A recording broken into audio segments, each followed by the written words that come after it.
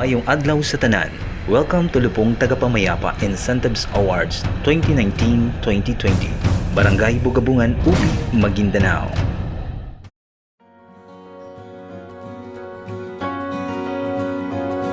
Barangay Bugabungan is one of the 23 barangay of the municipality of Upi located in the northwest part of Barangay Nuno, which is the economic center of the municipality of Upi. It is bounded on the north by Barangay Tinungkaan, on the east by Barangay Kiblig, on the west by Barangay Bungkog, and on the south by Barangay Kabakaba. Barangay Bugabungan is composed of 7 puroks, namely Pag-asa, Pagsisikap, Bagong Silang, Mabuhay, Maligaya, Pagkakaisa, and Masagana as the government and economic center of the barangay. Barangay Bugabungan has a total land area of 1,646.201 hectares. Bugabungan is typically a productive valley surrounded with sloughing and steel hills. The valley was developed through times in rice fields and cornfields, while the sloughing hills were planted with coconut, rubber, coffee, and other crops like cassava, ginger, and different crops.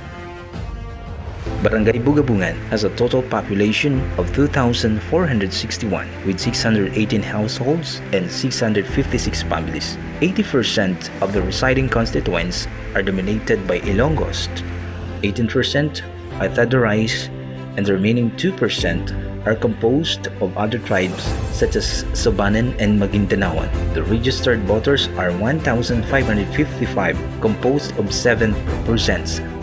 It is the practice of barangay that every purok has appointed lupong tagapamayapa. At the present, there are 14 lupong tagapamayapa, namely, for Purok Pag-asa, they are Rodolfo Fenix and Danny Ariston. For Purok Pagsisikap, Rod Olvido and Carlos Portigo.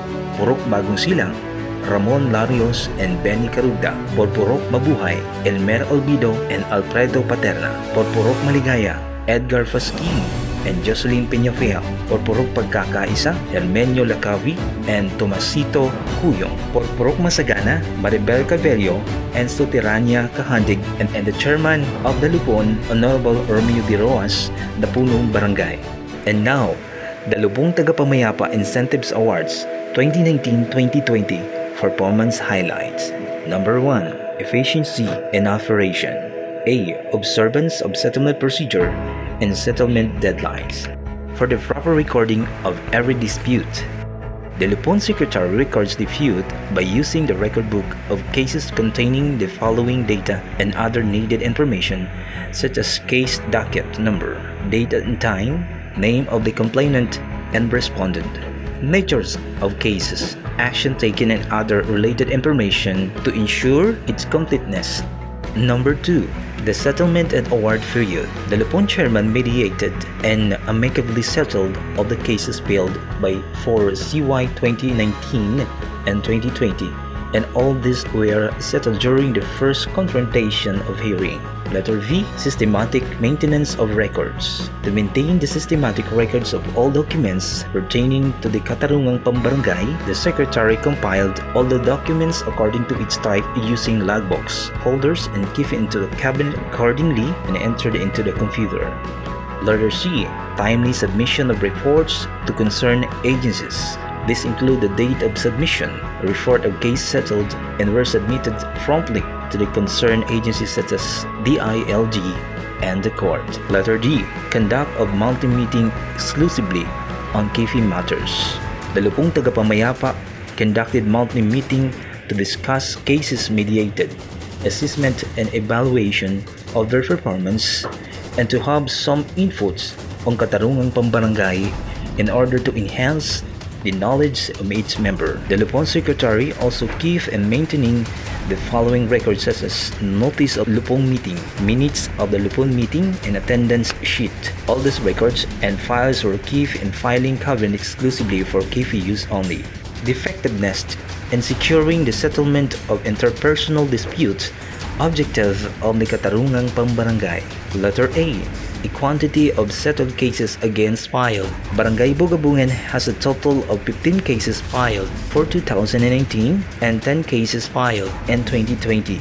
All of these cases were settled amicably during the first hearing through mediation proceeding. 100% settlement percentage was attained, amounting of 112,500 worth of the government savings. Letter V. Quality of settlement of cases. The members of Lupong Tagapamayapa maintain its high integrity of fairness in settling cases. Out of 15 cases filed in 2019 and 10 cases filed in 2020, all of the cases filed were settled amicably. Letter C. At least 80% compliance with the terms of settlement on awards after the cases had been settled. In the case of Barangay Bugabungan, terms and condition of settlement after the cases has been settled was 100% achieved. Creativity and resourcefulness of the Lupong Tagapamayapa. Letter A. Settlement technique, and B. Indigenous tribal conflict mechanism. Barangay Bugabungan recognizes the traditional way of settling disputes. The Lupon also asked the guidance of God through prayer before starting the mediation. Barangay Resolution Number 11, Series of 2019, a resolution adopting the municipal ordinance institutionalizing the Mayor's Council as tri-people conflict resolution body in the municipality of Barangay Bugabungan, UP Maguindanao. Barangay Resolution Number 12, a resolution recognizing a traditional system of amicable settlement in Barangay Bugabungan, UP Maguindanao.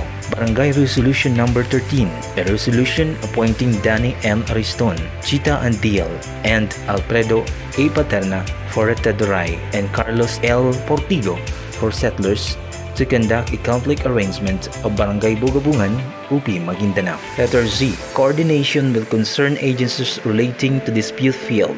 Since all cases were settled amicably through mediation process, there were no case referred to endorse the higher authority. Letter D. Sustain information drive to promote KP. The Lupong Tagapamayapa promotes KP through IEC drive, hanging of the tarpaulins, and IEC during barangay assemblies Purok meetings. Letter E. KP training of summer within the assessment period.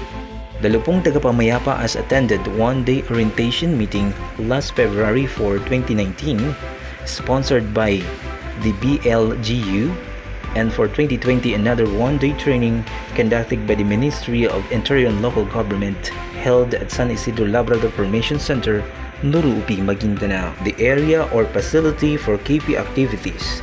The Barangay Bugabungan has allotted the space for Lupong Tagapamayapa where they can conduct their meeting and settlement activities. As a self-help barangay, basic important materials were provided such as computer, record books, tables, chairs, and gavel. A space in filing cabinet was also provided where the KP documents are kept and stored. The financial or non-financial support. The Lupong Tagapamayapa has a meager budget for 2019 amounting 5,000 pesos from barangay funds, while for 2020, 10,000 pesos was allocated coming from the MLGU and BLGU. Lesson learned. In conducting their duties and responsibilities, the Lupong Tagapamayapa has learned different lessons.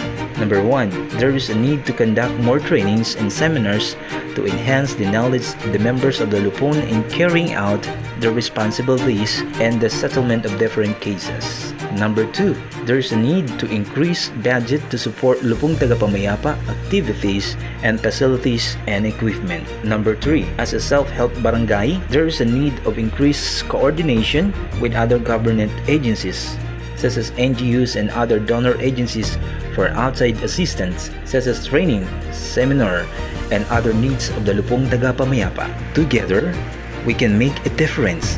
Thank you very much.